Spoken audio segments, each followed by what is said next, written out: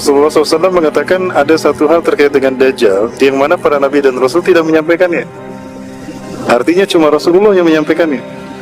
Rasulullah SAW mengatakan innahu a'war wallahu laysa bi'awar. Sesungguhnya dia a'war dan Allah tidak a'war. Maksud dari kalimat ini menggunakan waw ataf antara dia yang a'war dan Allah yang tidak a'war. Innahu a'waru walau laysa bi'awara. Sesungguhnya dia pecak sebelah matanya dan Allah tidak pecak. Menggunakan waw ataf. Nah, menariknya Rasulullah SAW mengatakan dengan kalimat tadi, waw ataf di sini salah satu fungsinya selain dari menyambungkan dua kalimat menjadi satu atau dua subjek menjadi satu, itu juga bersifat mensejajarkan. Artinya bahwa akan ada sosok manusia di akhir zaman yang pecak sebelah mata kanannya dan dia mengaku Allah, sementara Allah kalian tidak pecak. Nah, maksudnya demikian. Ini salah satu takwil yang dikemukakan oleh salah seorang ulama dalam kitab hadisnya. Salah satunya adalah Imam Ibnu Katsir Al-Hafiz yang menukilkan hadis ini di dalam kitabnya An-Nihayah fil Fitan wal Malahib. Bapak Ibu rahmati Allah, salah satu hal yang juga diungkapkan terkait dengan Dajjal ini di dalam bukunya Muhammad Isa Daud, Dajjal akan muncul di segitiga bermuda, itu disebutkan bahwa keduanya pernah bertemu di segitiga bermuda. Ya, menurut Muhammad Isa Daud dalam bukunya itu, bahwa di sana ada singgasana iblis yang terbuat dari cahaya, di mana 2/3-nya di bawah permukaan air, 1/3-nya di atas permukaan air. Qadarullah setelah Samiri tanda petik yang diyakini oleh beliau, salah satunya diduga kuat bahwa itu adalah Dajjal. Samiri ini sampai di segitiga bermuda dan dia bertemu dengan iblis yang ada di sana.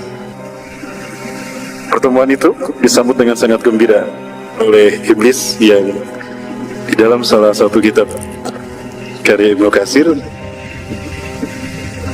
disebutkan bernama Ajazil, walaupun nama ini konon ada ulama menyebutnya Israiliyat, bernama Ajazil. Nah, di dalam pertemuan itu ada 3 hal yang kemudian dibahas oleh mereka. Yang pertama, mereka bertekad untuk menghancurkan Islam dan kaum muslimin. Annahuma ya'taqidan ay yahlikal islama wa ummatah. Mereka berkeyakinan dan bertekad untuk menghancurkan Islam dan kaum muslimin. Yang kedua, kedua-duanya bertekad untuk memperburuk citra Allah di hadapan manusia dan mengatakan kalau Allah ini sudah tua renta, makanya banyak berbuat kesalahan. Nah, yang ketiga, menurut klaim mereka, kesepakatan mereka di dalam buku Muhammad Isa Daud ini, Dajjal akan muncul di segitiga bermuda. Dikatakan juga yang ketiga bahwa mereka akan menjadikan bangsa Yahudi sebagai bangsa pilihan. Bangsa pilihan mereka, bukannya umat Islam yang memiliki sifat-sifat buruk. Nah, 3 hal inilah yang kemudian mereka wujudkan melalui agen-agen mereka. Menarik dari apa yang disampaikan tadi oleh Muhammad Isa Daud, Bapak Ibu yang dirahmati Allah, saya mengkaji satu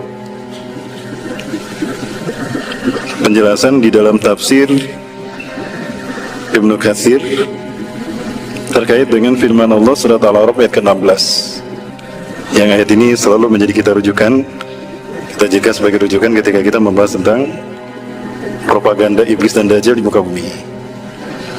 Di dalam ayat ini yang Bapak Ibu saksikan, terdapat 2 kata atau 2 frase yang saya garis bawahi, 2 jumlah yang saya garis bawahi. Yang pertama kalimat aghwaytani.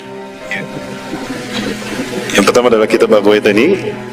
Yang kedua kalimat Siratal Mustaqim. Ya. Nah, yang pertama di dalam ayat surat Al-A'raf ayat 16. Di sana ada kalimat A'udzubillahi minasyaitonir rajim. Qala, iblis berkata, "Fabima aghwaytani?" karena engkau telah menghukum aku tersesat. Perbuatanku tidak mau sujud kepada Adam ketika engkau perintahkan kepadaku, engkau hukum sebagai kesesatanku, aku terima. Ya. Kemudian dia mengatakan, la aqudanna lahum siratal mustaqim. Sungguh aku akan menghalangi manusia dari siratal mustaqim, dari jalanmu yang lurus. Nah, di dalam ayat atau di dalam salah satu terjemahan yang digunakan oleh beberapa kitab terjemahan Quran hari ini, di sana tertulis kalimat terjemahan dari kalimat aghwaytani, yaitu menyesatkan aku. Dimana kalau kita baca dari awal, iblis menjawab, karena engkau telah menyesatkan aku. Nah, di sana ada kata-kata aghwaytani, menyesatkan aku. Terjemahan ini sekilas bagi saya pribadi ini terkesan ganjil, karena perbuatan iblis atau iblis tersesat ada yang menyesatkan. Ya, sekali lagi iblis mengatakan, karena engkau telah menyesatkan aku. Dia mengatakan kepada seseorang yang dia telah menyesatkannya. Maka persepsi ini menganggap seolah-olah Allah yang menyesatkan iblis.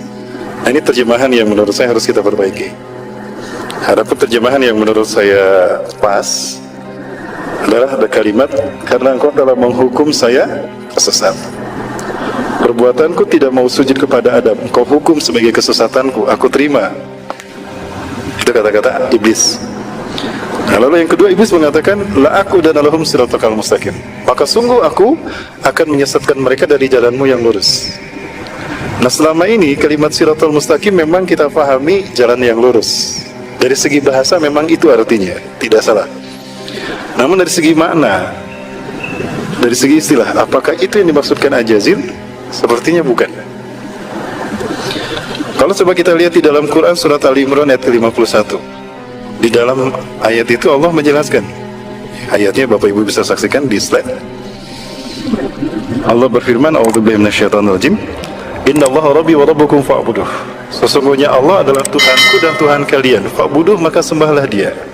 Hada siratum mustaqim. Inilah jalan yang lurus itu.